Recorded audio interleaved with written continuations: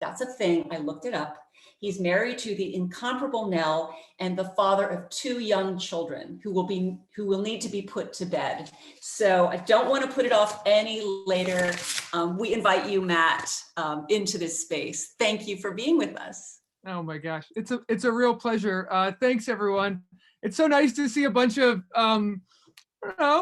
we moved to Charlottesville, our family, about 2.5 years ago, and I'm looking over at the names on this call, and I'm like, I don't know, those people are people I work with, but they're my friends now too, and it's kind of special to have seen that transformation in this short amount of time, and I'm honored that you're taking on a Tuesday night at 7:00 some time to spend with me. I switched my name to Sparky as Karen because I'm the Spark speaker. Is that all right? Okay. And then my daughter, she just slid this under the door. It says Dad. I guess I'm pumping iron, or I don't know, but gosh, I just feel a lot of love, which dovetails rather nicely. So I've got a PowerPoint here, if you don't mind, and I'm going to share with you all. So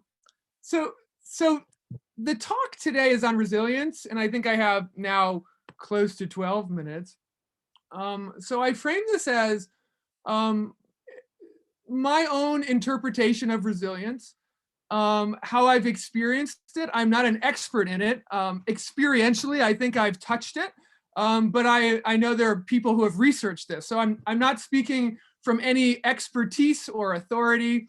I am like 3/4 of the way done with my doctoral degree. So like whatever you're hearing today is totally from the heart over the head for sure. And just something that I think in reflecting on what resilience means in the context of all of the good work that Karen and you all are here tonight to reflect on, I was really thinking about not just resilience as what it is, but who or what walks with resilience? What is the pairing?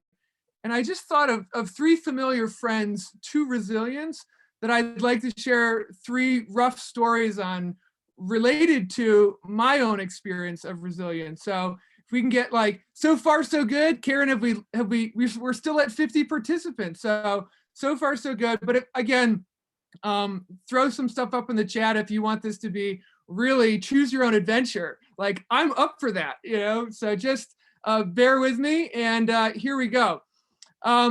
So again, anyone with a dictionary can look this up and put this on a PowerPoint and realize that resilience in some definition is the act of rebounding. So my first story and experience has to be, of course, like we're in Charlottesville, like rebounding, basketball. What month? Let me check the old watch here. What month is it? Oh, it's March, and I'm mad. There's madness. And this is from 2 years ago. This is one of Resilience's good friend, Faith. This was a poster that was produced by President Jim Ryan after the really insane road to the Final Four for the men's basketball team. And I thought about the resiliency, and I think a lot of people would also agree the resiliency of the men's basketball team was pretty impressive. And I think resiliency and faith, oftentimes faith is not paired with data science or statistics, but I'm doing it, I'm going there. Look at these numbers. There had to have been resiliency at 5 seconds left with a 91% chance of losing to turn that around and beat Purdue. There had to have been resiliency with 7 seconds left and a 91.3% chance of losing to Auburn, and then a 75.6% chance of losing in the finals to Texas Tech. But this team turned it around.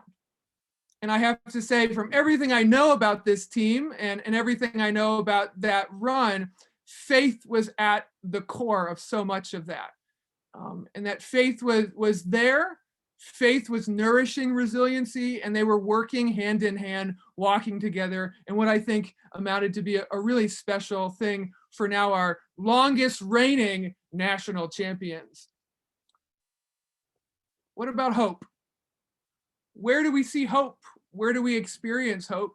So now I'm going to take you back prior to many of you even having met me. I do think my mom is on the call. So Mom, you knew me at this time, but most of you didn't. This is back in the day when I wasn't living in Charlottesville, slowly picking up I love the Virginia accent. I'm trying to kind of ease into it. Maybe like in 30 years, you'll be like, you were born here, right? And I'll be like, no, I'm from Milwaukee. But regardless, this happened in 2013. I was just married. I had just had a book. I was just starting a new job at Harvard. I had just finished my degree there. I was super jazzed. I was excited. I was living on cloud nine. I had just met the girl of my dreams. And the story I'm going to share with you tonight is about our honeymoon. It's a honeymoon story, ladies and gentlemen. And I was looking for photos of our honeymoon and I couldn't find them. So I Googled Matt Weber honeymoon. I think this is a different Matt Weber on his honeymoon, but the point still stands. I was on my honeymoon and you know what? It was really, really, really not what you would have expected. I was having intense stomach cramps and pains, and I was throwing up all hours of the day. We were in Costa Rica. My wife was so concerned about me at one point that she tried to figure out, like, how do we get to a hospital? What do we do here? And the little book in the room, we were staying at the base of a volcano in a cabin. It said, in the event of an emergency, run to the giant bell, ring it, and await further instructions. A helicopter should be arriving. So we were all like pretty concerned that if I can get through this, if I can be resilient, if I can have some hope that we can like get through this weird medical incident that had been occurring a little bit before the honeymoon, severely on the honeymoon, we got home, we went right to the hospital. And that amounted to one of the most interesting examples of both, I think, hope paired with resilience, which is I went in for an endoscopy to see what was going on with my stomach. I woke up from it and the doctor said, you need to go to the emergency room right now. I think your stomach is perforated and you gotta go. So I left that space, went into the emergency room, waited there for several hours. My stomach did perforate in the waiting room of the emergency room. They did not know what was going on. I did not know what was going on. I was hoping that I was not going to die, but for the first time in my whole life, I thought, holy moly, I think I'm dying right now. They rushed me into the emergency room. They literally performed a surgery that was popular in the 1950s because they didn't know how to approach this, called the Bill Roth 2. Google it. It is crazy. They cut open your stomach and abdomen, they open it up, and then they remove as much of the stuff that had been damaged, and then they stapled me back up. And when I got out of that, I know my mom was watching, was hoping that I would be okay, and my new wife, and all of that stuff. And I do have a photo of that. If you're queasy, please look away. There is a photo of me post-surgery. Yeah, there we go. 2013. Yeah, I was in rough shape. Similar haircut as I do now, but rough shape. And I just thought, like, okay, got through that.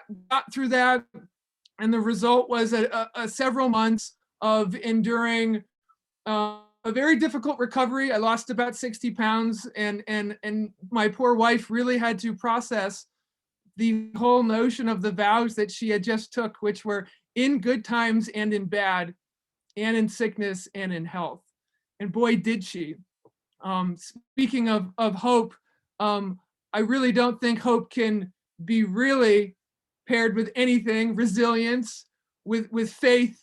Then we have this main thread that I think many of us on this call know, which is love. Faith, hope, and love. a common trio. And I think about that experience that I had.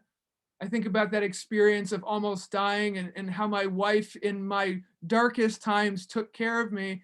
And I'm a person who wants to hope for something good to come from something bad. Perhaps we're all experiencing that now. I'm a person who wants to love the person as deeply and as appropriately as I can to thank that individual. And in the lemon pile that was that crazy medical event, I had the opportunity to write a 35,000 word thank you note and love letter to my wife called Operating on Faith, a painfully true love story. Get it? It's play on words, painfully true love story, operating on faith. And it ended up being a great joy for me to write it, to process it, and to hopefully put it out there in the world through Loyola Press, which is a great publisher, by the way, and have other people hopefully pick something out from it. To know that if something really bad happens to you, do your best to turn something good into it. And for me, it was getting to know my faith, getting to know my own experience of Jesus through the love and care of my wife when I was very unlovable. And it was in being able to hopefully have this book act as an artifact of something that had happened, but also serve a greater good. In addition to that love, I will say, what are we all experiencing right now? That was my grief and trauma from 2013. I think collectively, what have we all endured? What has 2020 and 2021 now been? Where is the love? Where is the lemonade and where is the lemons? How are we getting through this? What can we do? How is resilience connected and threaded to love? Think about, honestly, like a month before this all happened, you had me and my wife going down to Houston on an airplane with no mask, shaking hands, sharing sips of Shirley Temples, which I still drink. I like those things. They're very good. Lots of cherries. And doing that at the wedding. And then, like, honestly, a year later, this man, this captain of bow ties becomes this dude. Like, what happened? There is some resilience in how we all have to process this year, what it is that we have done to employ love and faith and hope and being resilient. I think about us as parents. We've got a 4-year-old and a 2-year-old. They were home for much of the year. I imagine similar cases for all of you, whether you were the parent or whether you were the child. I think about the experience, the fatigue, not just the COVID fatigue, but just the general fatigue, the spiritual fatigue, the physical fatigue, what it means. I've been in a church every Sunday my entire life. Pandemic breaks. What is Mass now to me? What is prayer? How does that change? How do we all process that? I saw this laying on our windowsill and I went, wait a second, that's me or my wife. We've got 2 toddlers. We don't have no idea what the heck's going on. That is, to me, the embodiment of how we felt. But yet at the same time, it was love that was getting us through. And I think about my children. This is a photo of my daughter, and how we spent time together. I think about this year of how we loved and how we got to know each other differently. And I think about all the different ways as you're about to enter your small group discussions.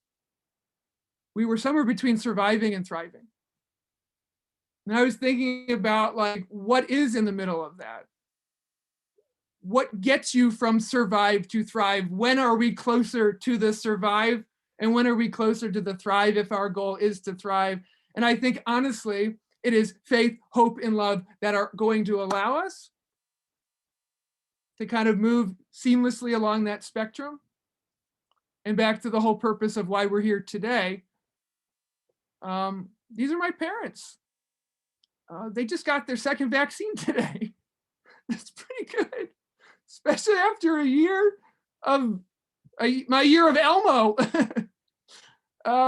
That was a good text message today. So for the business-minded folks, I was an American Studies major. This is a chart I guess you would see in a business book. I don't know. You tell me. I just sort of made it up. But like, again, Dean Jenkins, does this look accurate? I don't know. Tell me. Resilience, I think. Funnels. They're all connected. If you're surviving, you can get to thriving with some faith and some hope and some love. And I just have to end with saying, I love you all. Thanks for spending 15 minutes with me. Have a good chat. Matt, thank you. Thank you for sharing your heart, your story, your chart. Wow, your photos, and bringing us in so beautifully into this conversations, this dialogue that we're going to have together. Thank you. Thank you.